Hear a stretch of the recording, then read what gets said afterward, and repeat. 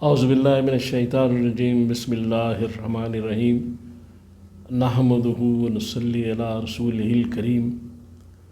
انتہائی قابل احترام سامعین اور مجھ سے اچھے لوگوں، السلام علیکم ورحمۃ اللہ وبرکاتہ۔ آج ذرا کھانے پینے کے بارے میں بات کریں گے۔ حضور سرور کائنات صلی اللہ تعالیٰ علیہ وآلہ وسلم نے ہمیں تمام آداب سکھائے، مینرز، ایٹیکیٹس، کھانے کے بارے میں، پینے کے بارے میں، سونے کے سب چیزوں کے بارے میں، لباس کے بارے میں۔ انشاءاللہ اس میں بات کریں گے کسی دن۔ آج کھانے اور پینے کے بارے میں تو بخاری کے حدیث میں ہے کہ حضور صلی اللہ تعالیٰ علیہ وسلم نے فرمایا کہ جب کھانا کھاؤ تو بسم اللہ پڑھو۔ بسم اللہ الرحمن الرحیم نہیں تو صرف بسم اللہ پڑھو، اور دانے ہاتھ سے شروع کرو، اور اس کے بعد جو برتن کے قریب جگہ ہے سامنے وہاں سے کھاؤ۔ یہ کتنا بڑا ایک ایٹیکیٹ اور مینر ہے کہ برتن کے سامنے سے کھاؤ۔ پھر اس کے بعد ایک حدیث پاک ہے ابو داؤد کی، اور یہ جو میں نے حدیث بیان کی بخاری کی، یہ 5376 نمبر، تو ابو داؤد کی حدیث ہے، یہ ہے 3767، کہ اگر کھانا کھاتے ہوئے یاد نہیں رہا بسم اللہ کہنا، جس وقت یاد آ جائے کھانے کے درمیان یا بعد میں، تو کہہ دیں بسم اللہ ہے اول ہو آخر، تو وہ کام سارا ٹھیک ہو جائے گا۔ کھانے کے بعد بھی یاد آ جائے، کتنی بڑی رعایت ہے، کتنی بڑی عنایت ہے۔ ایک اور حدیث ہے ابو داؤد کی کہ جس میں حضور نے فرمایا، یہ 3765 نمبر ہے، کہ جب آپ بسم اللہ پڑھ کے گھر میں داخل ہوں اور بسم اللہ پڑھ کے کھانا شروع کریں، تو پھر جو شیطان ہے وہ باہر ہی رہ جاتا ہے، اور وہ اپنے ساتھیوں سے کہتا ہے کہ اس گھر میں ہمارا طعام اور قیام بند ہے۔ جیسے ہم موٹر وے پہ سفر کرتے ہیں تو لکھا ہوتا ہے نا، طعام اور قیام، کلر کا ہار، یہ وہ، تو یہ جو اس کا شیطان کا طعام اور قیام بند ہو جاتا ہے، باہر ہی رہ جاتا ہے۔ کتنی برکتیں بسم اللہ کی۔ یہ ساری سرکار دو عالم سنت نے چیزیں سمجھائیں۔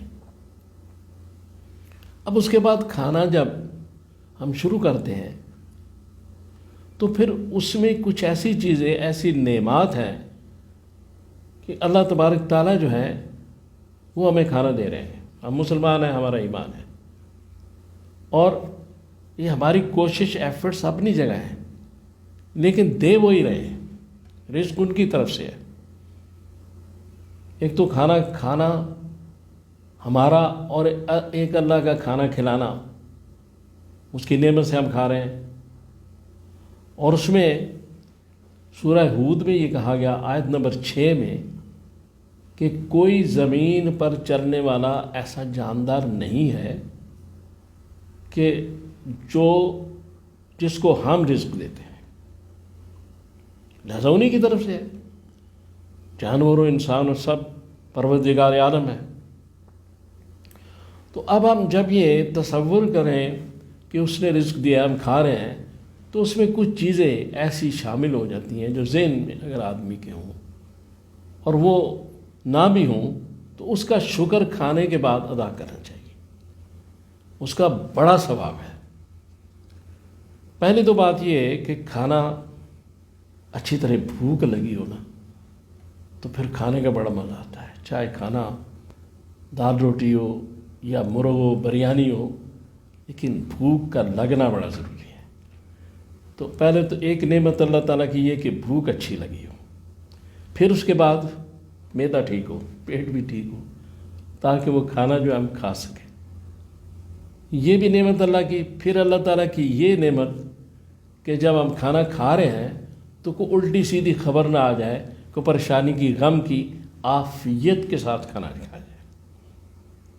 اور پھر وہ کھانا جو ہم کھا رہے ہیں وہ عزت کے ساتھ، یعنی اگر کوئی کھلا رہا ہے تو وہ بھی عزت کے ساتھ کھلائے، اور ہم کھا رہے ہیں تو ہمیں بھی عزت اس گھر میں ہو۔ پھر اگر وہ کھانا اپنی فیملی کے ساتھ کھا رہے ہیں، پھر اس کی ایک اور اللہ کی نعمت، اور دوستوں، عزیزوں، اقارب کے ساتھ کھانا کھا رہے ہیں۔ تو ایک کھانا کھاتے ہوئے کتنی نعمات اللہ تعالیٰ ہمیں عطا فرماتے ہیں۔ اگر ساری چیزیں ہوں تو یہ کھانا بھی ایک مجموعہ عبادات بن جاتا ہے۔ تھوڑا ہمارا جو سوچنے کا انداز ہے اس کو ذرا ادھر لانے کی ضرورت ہے اللہ تعالیٰ کی طرف، تو سارے معاملے ٹھیک ہو جاتے ہیں۔ اب یہ کھانا کھانے کی بات ہو گئی، بیٹھ کے کھانا کھانا چاہیے۔ بیٹھ کے کھانا، چاہے آپ، بہتر ہے کہ علماء یہ کہتے ہیں کہ زمین پر بیٹھ کے، یعنی فرش پر بیٹھ کے کھانا چاہیے، کرسی میز پر بھی کھایا جا سکتا ہے، علماء یہ بھی کہتے ہیں۔ لیکن یہ ساری چیزیں ان کو ذہن میں رکھنا ہے، جو میں گزارش کر رہا ہوں، مجھے بھی اور آپ کو بھی۔ اس کے بعد پانی پینے کے بارے میں جو احادیث ہے، ایک حدیث ہے وہ مسلم کی حدیث ہے، اور اس میں یہ ہے کہ پانی پیتے ہوئے 3 دفعہ سانس لینا چاہیے، اور پھر حضور نے فرمایا کہ سانس جو ہے برتن کے اندر نہیں لینا، برتن کے باہر۔ کتنا ہائیجینک طریقہ ہے۔ 1500 سال پہلے میرے اور آپ کے سرکار دو عالم صلی اللہ علیہ وسلم ارشاد فرمایا۔ اور پھر ترمذی کی حدیث میں ہے کہ پانی اس طرح نہ پیو جس طرح اونٹ پیتا ہے، گھٹا گھٹ پانی پی لیا، تھوڑا آرام سے، شربت، پانی، کافی، چائے۔ اب اس کے بعد پانی کے بارے میں ایک واقعہ میرے ذہن میں آ گیا ہے کہ ایک بادشاہ تھا، وہ شکار کرنے کے نکلا، اس کے ساتھی ساتھ تھے، تو راستہ بھٹک گیا۔ گرمی بڑی تھی، کچھ دیر بعد بادشاہ نازک ہوتے ہیں، بھوک، اس کو پیاس لگ گئی، تو اب وہاں تو کوئی انتظام نہیں تھا، تو وہ تھوڑی دور انہیں ایک کٹیا نظر آئی کسی بزرگ کی، تو وہاں چلا گیا، تو اس نے ان سے کہا جی مجھے ایک گلاس پانی پلا دیں۔ وہ جو بزرگ تھے انہوں نے کہا پانی تو تمہیں میں پلا دیتا ہوں، تم کون ہو؟ اس نے کہا جی میں بادشاہ ہوں۔ اس سے لوگ اتنی دور دور رہتے تھے، پتہ نہیں چلتا تھا، پرانے زمانے کی بات ہے۔ تو انہوں نے کہا کہ پانی تمہیں میں پلا دیتا ہوں، لیکن اگر یہ پانی آپ کو نہ ملے اس حالت میں، اور کوئی کہے کہ میں ایک شرط پہ آپ کو ایک گلاس پانی دیتا ہوں کہ آپ جو ہے آدھی سلطنت میرے حوالے کر دیں، تو آپ کیا کریں گے؟ اس نے کہا جی میری جان پہ بنی ہے، مرتا کیا نہ کرتا، میں آدھی سلطنت دے دوں گا۔ انہوں نے پانی گلاس دے دیا۔ جب پانی پیا بادشاہ نے، تو اس کے بعد وہ جو بزرگ تھے انہوں نے کہا کہ اگر اب پانی یہ خارج نہ ہو، پیشاب نہ آئے، کیسا مسئلہ ہو جائے، اللہ محفوظ رکھے ان تکلیفوں سے، تو پھر آپ کیا کریں گے؟ اگر کوئی شخص کہے کہ میں آپ کو ایک دوائی دیتا ہوں اور آدھی سلطنت آپ سے لوں گا، تو پھر آپ کیا کریں گے؟ اس نے کہا میں آدھی سلطنت اس کو دے دوں گا اور دوائی کھا لوں گا۔ تو بزرگ نے کہا کہ بادشاہ آپ نے غور کبھی کیا ہے کہ آپ کی سلطنت کی قیمت ایک گلاس پانی ہے، اور یہ پانی کتنی بڑی نعمت ہے، اللہ تبارک تعالیٰ اس کا انتظام کیسے کرتے ہیں کہ آپ دیکھیں، یہ جیسے سائنس میں ساری چیزیں آپ جانتے ہی ہیں، کس طرح پانی بنتا ہے، بادل برستے ہیں پہاڑوں پہ، زمین پہ، پہاڑوں پہ برف بنتی ہے، گلیشیئر بنتے ہیں، پگھلتی ہے، وہ دریاؤں میں پانی آتا ہے، پھر وہ کسی نہ کسی طریقے سے مختلف چیزوں سے وہ ہمارے پائپ لائن کے ذریعے ہمارے بیسن تک پانی پہنچتا ہے۔ تو رب کائنات ہے، ایک پانی ہی بڑی نعمت ہے، باقی نعمات کا تو ہم شمار ہی نہیں کر سکتے۔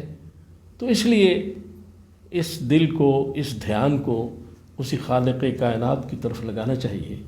رسول اللہ صلی اللہ علیہ وآلہ وسلم کے صدقے ہمیں بڑی عنایات فرما رہا ہے، ہمیں اس کا شکر ادا کرنا چاہیے، کھانا کھا کے بھی، تاکہ وہ کھانا ہضم بھی ہو جائے، پانی ہضم بھی ہو جائے، ساری چیزیں ٹھیک ہو جائیں۔ تو اللہ سے دعا کریں کہ میں نے جو باتیں کی ہیں اللہ تعالیٰ مجھے اور آپ کو توفیق دے کہ ہم اس پہ عمل کر سکیں۔ صلی اللہ تعالیٰ علیہ خیر خلقی محمد و آلہ و اصحابہ اجمعین۔